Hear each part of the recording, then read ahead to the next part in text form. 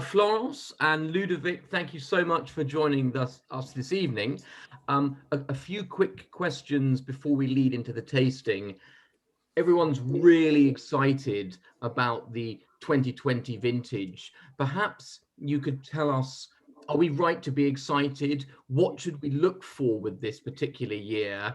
And what are your thoughts on the vintage as a whole and what the Chateau has done in 2020? I can say the general feeling about this vintage, and then Ludovic can enter into the details maybe. For us, it was a vintage of surprises, of challenges, and we had to fight a lot, but in the end, we think it's a great victory because it was not easy, especially for the certified organic estate of Smith Haut Lafitte. We were very afraid because the winter was humid. Then we had a beautiful flowering in between two rains, and then we had the drought in summer. We had to use a lot of chamomile and valerian with our horses to quiet the plants. And it worked. And in the end, we are really surprised. And we had some barrel tastings with the best palettes we know among the French negociants. And they were as surprised as we are. And we still don't know, but we think maybe usually our best vintages go by two, 09 and 10, and then 15 and 16. And then we had 18 and 19, and now we have this 2020. So It could be three in a row, which would be amazing. And perhaps you could tell us in this early stage, you mentioned the barrel tastings, but what vintage or what style of vintage does 2020 resemble at this very, very nascent stage? Well, for me, as far as I'm concerned, I think this 2020 is really a new folk vintage because we have that kind of energy that Bordeaux can produce. And in the same times, we have this fruit, this black fruit, black currant power with a high ripeness of the Cabernet Sauvignon, maybe one of the highest in terms of concentration and finesse. It's something very, very amazing. We are impressed by the Cabernet. Very impressed, very impressed. And so in the blend, it's not yet finalized, but we reached something like 65% of Cab in the final blend. So it's a high proportion of Cabernet Sauvignon. In terms of looks like, I think it's a mixture of 29 by the concentration. 2009, sorry. 2009 by the concentration, and a kind of 2016 by the freshness. Something like that. Something like that for the red. Yeah. That's a fascinating combination, really, to have that that hedonic style of perhaps the 09 and the 15 maybe, but with more of the cerebral quality of the 16. That's a word which seems to come up a lot with the 16. And you've touched on it previously with the weather, but how is the Chateau adapting to climate change? It's a big question on everyone's lips at the moment. How are you finding it? As you know, we have been pioneer because we were invited at COP21 because we were at the time. Now we have imitators, and we are very pleased with this. We were the only one to recycle the CO2 emitted during the second fermentation of our bats that we capture and we transform in sodium bicarbonate of sodium. Now we had the surprise of seeing Monrose walking in your path, and we like it. And also University of Davis came to spy friendly on us, and now they have integrated this in their program. So that was good. We also fight because, for instance, we picked the white only until 11 in the morning to keep the freshness.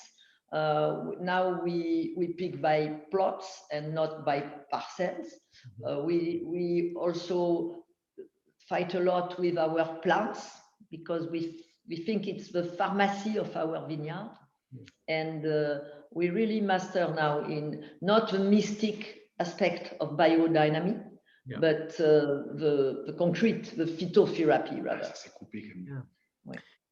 And I suppose a final question, just in terms of the current situation, how has the pandemic affected plans at the chateau and your ideas? What's happening with that in that respect? It was difficult because we had to be very, very careful. We divided the teams in 4, so we are 4 small teams, and we lost the conviviality of our harvest because it's always the same people who come. It's a big advantage of being a kind of suburb winery. People come from the university nearby. We don't have to have full buses of foreign pickers. It's our inhabitants from near Bordeaux, and they could not have lunch together. They had to be separate. Everybody was wearing a mask, but we repeated, and he went very well, Ludovic. We divided in 4 groups. Yes. Which were very separate each of them, because we discovered that during the night the groups remains together and not mixed with the other groups. So we wanted to keep the same trends between their habits, in fact, and we separate all of them inside the vines. This vintage has been as well our 3rd earliest vintage. It's a very early picking harvest, starting the white on August 20th. Yes. It takes. We had the luxury to start the August 20th and to stop the harvest during a few days because for the whites, because the freshness and acidity was a little bit too high. So it gave us a little bit more time to wait, and then we came back and we follow the line of the ripeness inside the plots. 10 hectares, 11 hectares actually of white vines being picked like sauternes. Yeah, 45 plots. So we went 45 times inside the vines to harvest the white. So it's very, very, when we say haute couture, it is haute couture. It is.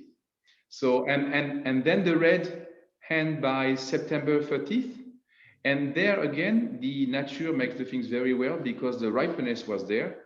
And after this Wednesday 30th September, in fact, we have a lot of rain and bad weather. So it was the time to hand the harvest. We are perfectly in right time. We are very pleased to be one block, one historical piece of a great terroir, because and near from Bordeaux. Because in harvest we think it's a big privilege, and also it allows us not to lose much crop, even in the difficult year like 2013 or 2018.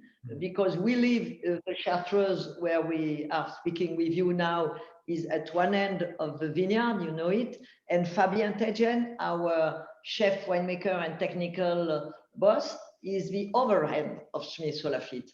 So it's great privilege living on the premises. Yeah, making the harvest is really a tightrope walker, because we are always in balance between too ripe or not enough ripe. So we are on this line. So it makes an adjustment of few days, and it's very, very sensible point. You have to come and visit us. Yeah. Well, no, I can't wait to come back and visit you again. And in fact, I think we've now hit our peak hour. So I think, Charlie, if you'd like to let people in, I'm just going to shut my door and pour the white. Wait me a second. Join. Well, I'm full of admiration for your wines and really looking forward to the tasting. Thank you. Thank you. And Charlie and Tom have probably told you that Honest Grapes has been Green Retailer of the Year in the UK for 3 years. So it's very important to me that we're working with pioneers such as yourselves in sustainability. Good. Because it was hard for us at the beginning, because we came with great faith in our power of getting this chemical vineyard when we bought it in 1990, 32 years ago, into a totally green and clean vineyard. And it does not come like this. We had 5 years very difficult, because we stopped giving any fertilizer to the vines. And in fact, they were totally drugged with potassium and phosphate. And we saw all the old vines declining the yields, but a very dangerous level. And it took us 5 years to master our own organic compost. Now we have these four lines of 40 meters each, which are turned by one of our guys at least once or twice a week. And it's beautiful compost. But it was not before 95, after we took in 1990, that we managed this. And then we had other problems with reducing the sulfur and suppressing all the pesticides.